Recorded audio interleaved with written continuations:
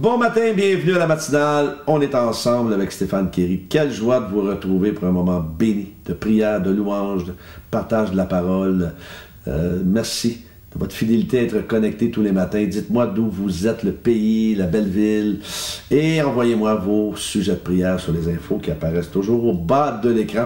On démarre cette matinale avec ce chant. Majesté, très très très beau chant. Le petit chapeau pour les paroles de ce matin. On y va ensemble.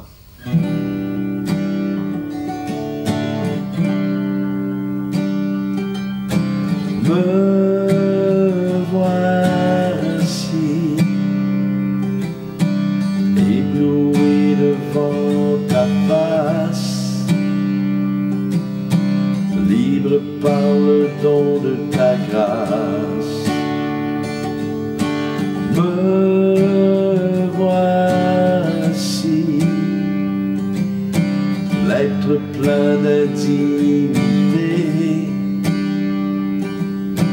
mais par la foi justifié. J'ai trouvé l'amour incomparable et mien, car tu t'es dépouillé pour te sacrifier.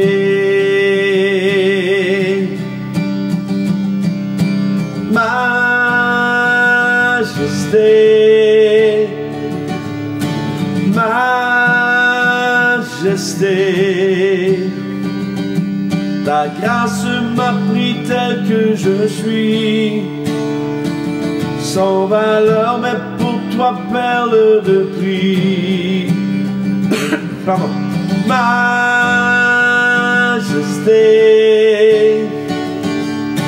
majesté,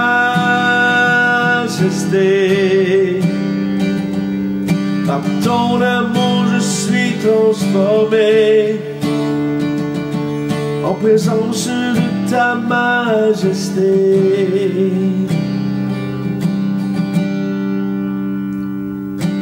Me voici ébloui devant ton amour, j'accorde le pardon en retour. Me voici, tu désires me combler, m'embraser de ta sainteté. J'ai trouvé l'amour incomparable et mien, car tu t'es dépouillé pour te sacrifier. Majesté, majesté, ta grâce m'a pris tel que je suis, sans valeur, mais pour toi perle de prix. Majesté,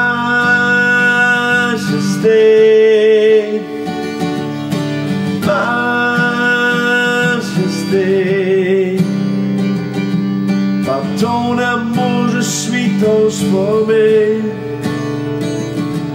en présence de ta majesté.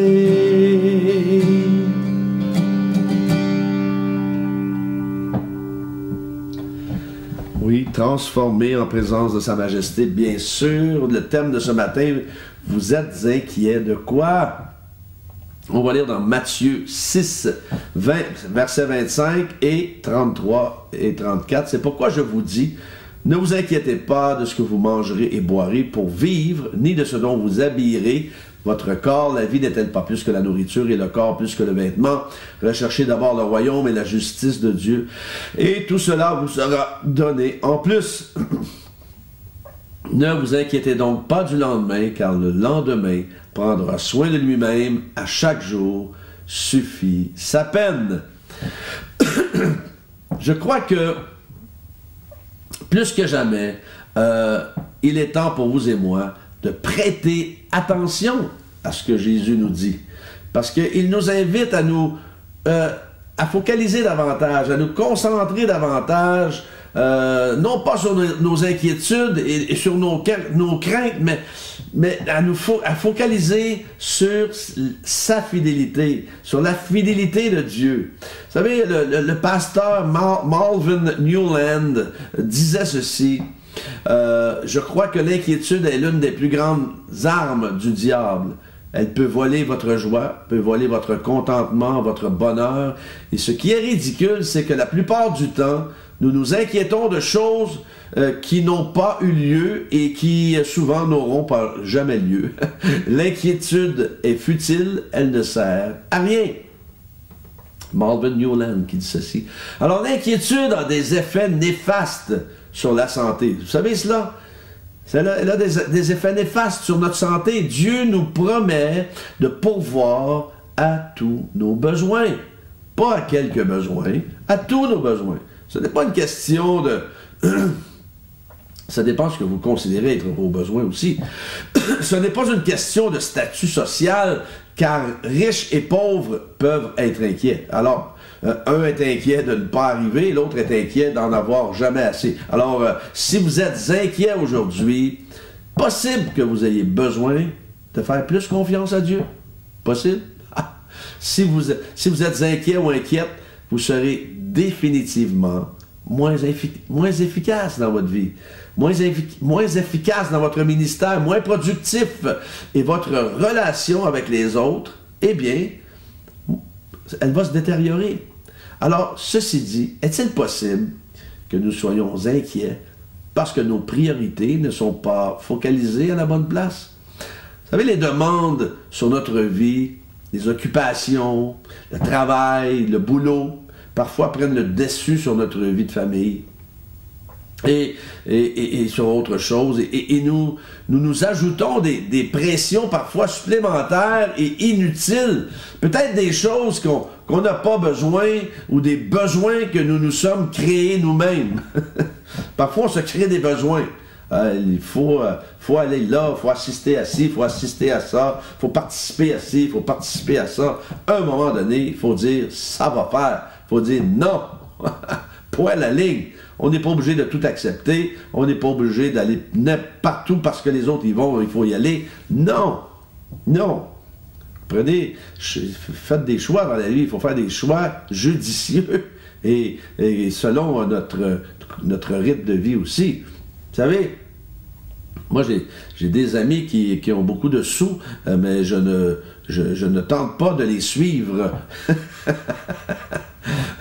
Alors, la dernière chose que Jésus désire que nous vivions, vous et moi, c'est l'inquiétude. L'inquiétude. Jésus a dit, et enseignez-leur à mettre, justement, dans Matthieu 8, 28, 20, et enseignez-leur à mettre en pratique tout ce que je vous ai prescrit, et moi, je suis avec vous tous les jours jusqu'à la fin du monde.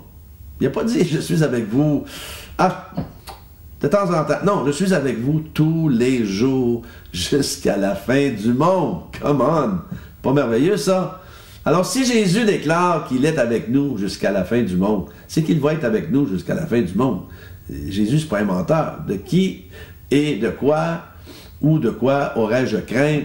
Alors, ne laissons pas l'inquiétude nous immobiliser.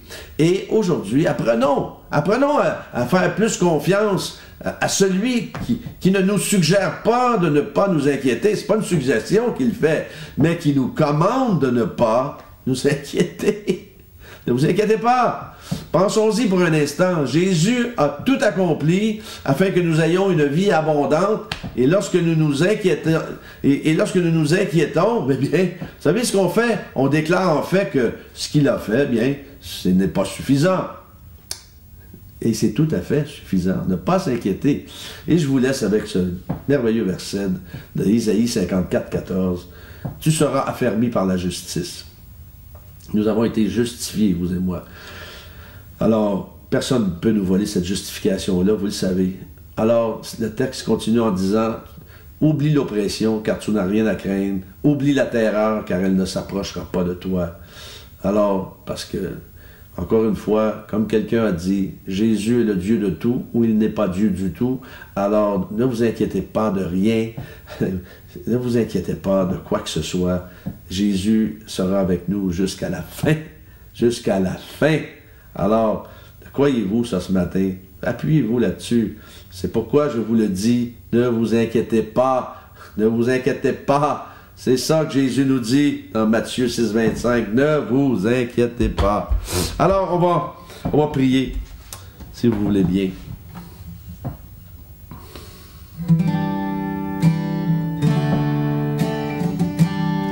Seigneur, nous prions pour ceux et celles qui ont besoin d'un travail en ce moment.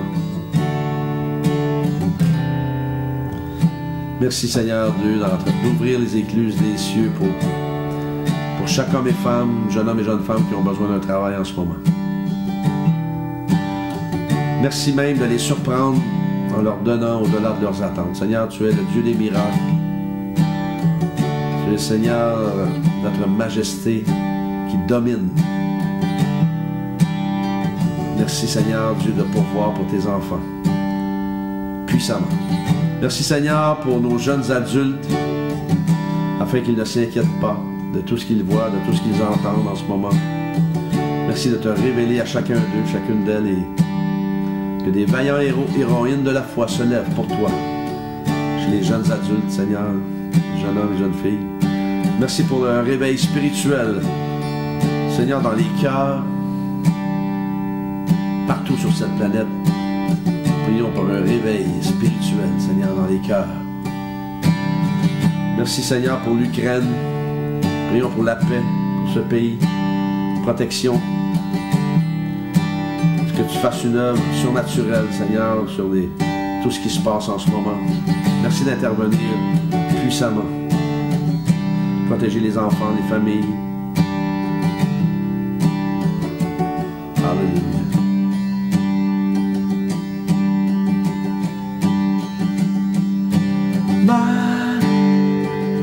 Majesté,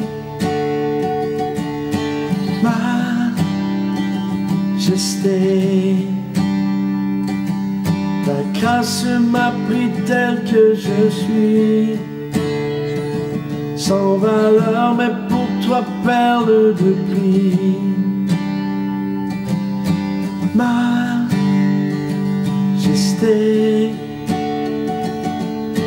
majesté, par ton amour je suis transformé en présence de ta majesté. Soyez bénis en cette journée, que Dieu vous accompagne, et demain matin, Dieu voulant, on est ensemble.